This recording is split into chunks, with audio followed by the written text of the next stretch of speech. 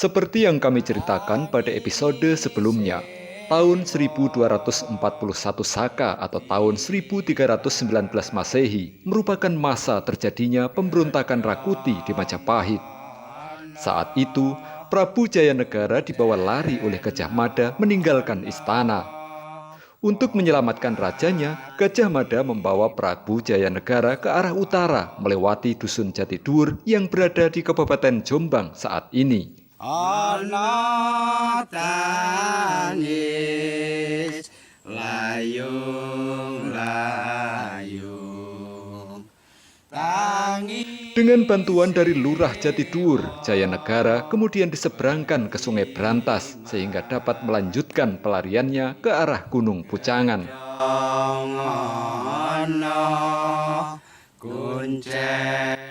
Tempat yang dituju Gajah Mada adalah Padukuhan Bedander yang sekarang berada di Desa Sumber Gondang, Kecamatan Kabuh.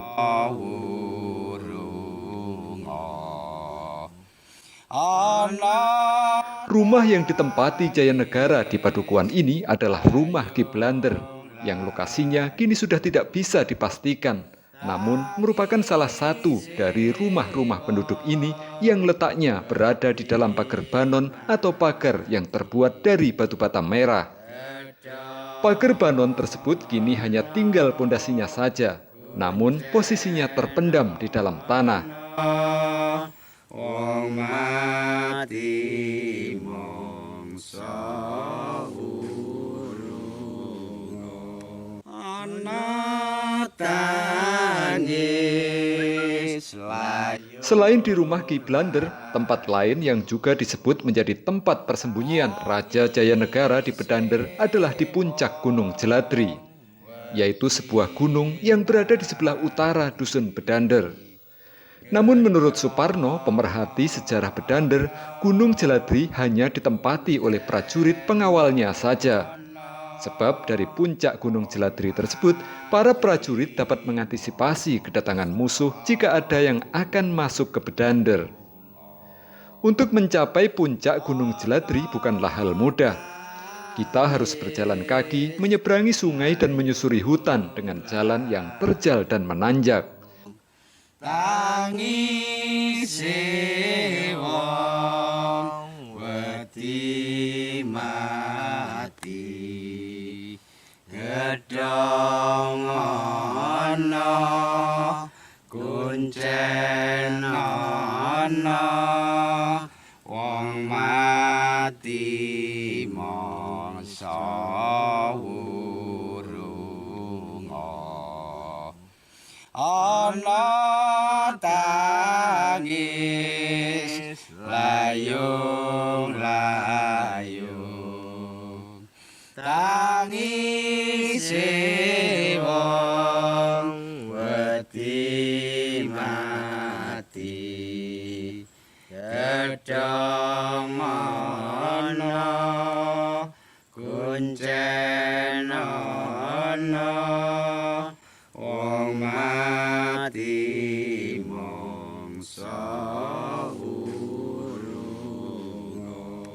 ana tangis layung-layung tangis wong.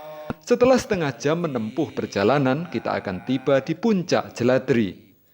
Di tempat yang sangat terasing dan tersembunyi ini, ada sebuah struktur bangunan yang mirip candi dan terbuat dari batu bata merah dengan ukuran yang cukup besar. Sebagian masyarakat menduga bangunan ini bukan bangunan biasa, tetapi merupakan bekas kedaton di masa lalu. Lokasinya sangat tersembunyi sehingga sangat memungkinkan jika dijadikan tempat pengintaian untuk mengamankan Raja Jayanegara selama berada di Bedander. Selain adanya struktur batu bata merah yang cukup besar, di puncak ini juga banyak ditemukan batu umpak berukir serta batu lumpang kuno. Benda-benda ini tentu saja menandakan bahwa di tempat ini dahulunya pernah berdiri sebuah tempat tinggal megah. Mati mongso urung ana tangis layung-layung tangis. Setelah era Majapahit berakhir, daerah ini konon ditempati oleh para santri dari Sunan Bonang yang menyebarkan agama Islam di daerah Bedander. Itu sebabnya di tempat ini ada sejumlah bangunan yang menyerupai makam, namun sebenarnya adalah petilasan dari Sunan Bonang dan para muridnya yang bertugas di Bedander.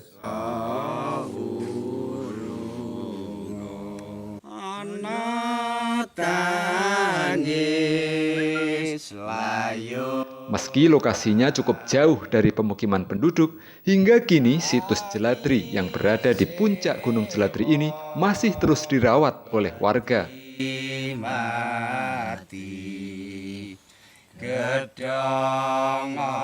Jeladri ini memang sudah lama juga keberadaannya. Mungkin yang sampai sekarang itu masyarakat mengatakan bahwa sini itu petilasannya wali.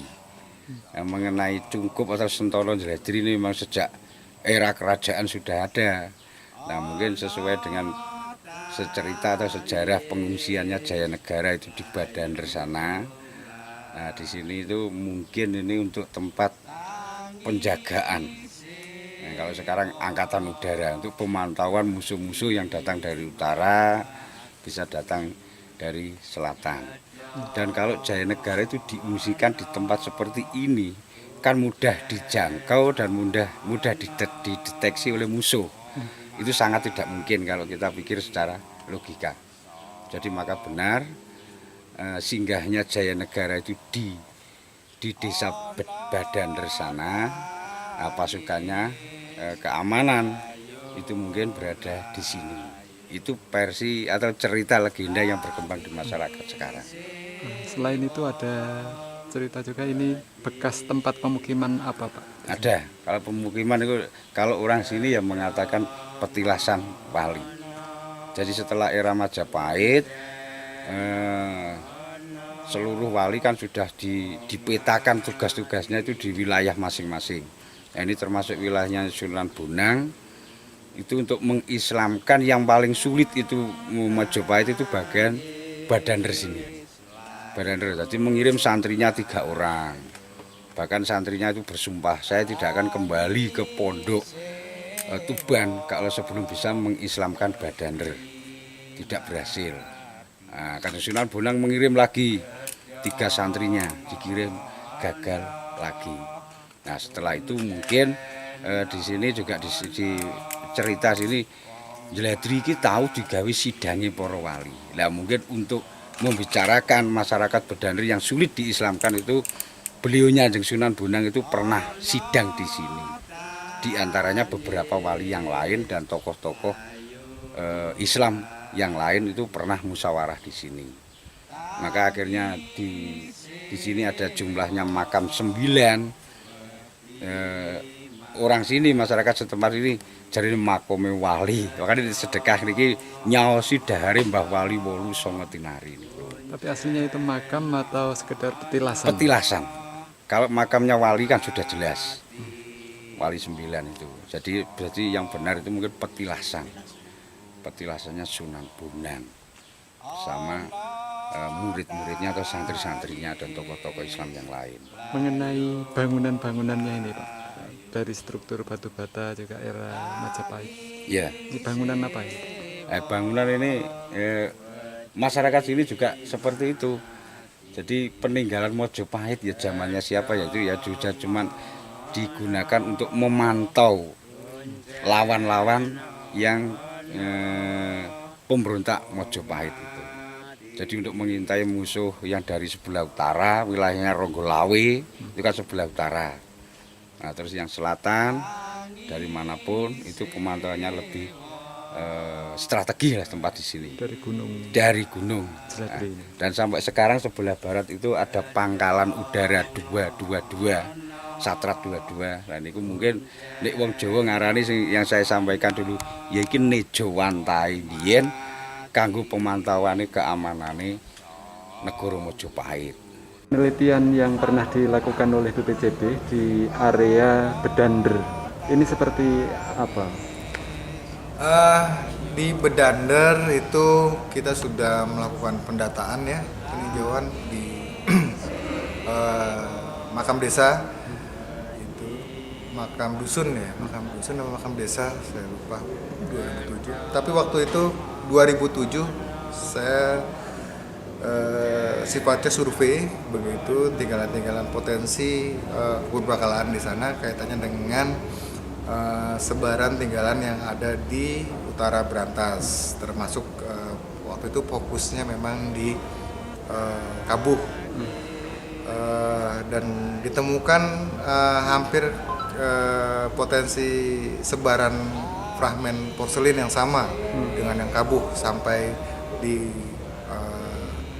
Bedander itu, yang dekat ke Nimbang gitu ya. Jadi memang kita dulu menyisir dan menemukan berbagai tinggalan purbakala yang ada di dusun Bedander, baik fragmen porselin, kemudian bata begitu. Bata-bata yang ada di area pemakaman kita identifikasi dulu itu dari masa Majapahit karena ukurannya lebih kecil begitu dari yang ditemukan di Gua Made, Kabuh. Tapi dari fragmen porselinnya memang kita menemukan banyak tinggalan fragmen porselin dari Song. Jadi dimungkinkan memang itu suatu pemukiman yang berlangsung dari masa abad ke-10 hingga masa Majapahit. Karena kita juga menemukan ada fragmen porselin dari dinasti Ming. Ana tangis layung-layung, tangis wong wedi mati, gedhong ana kuncen ana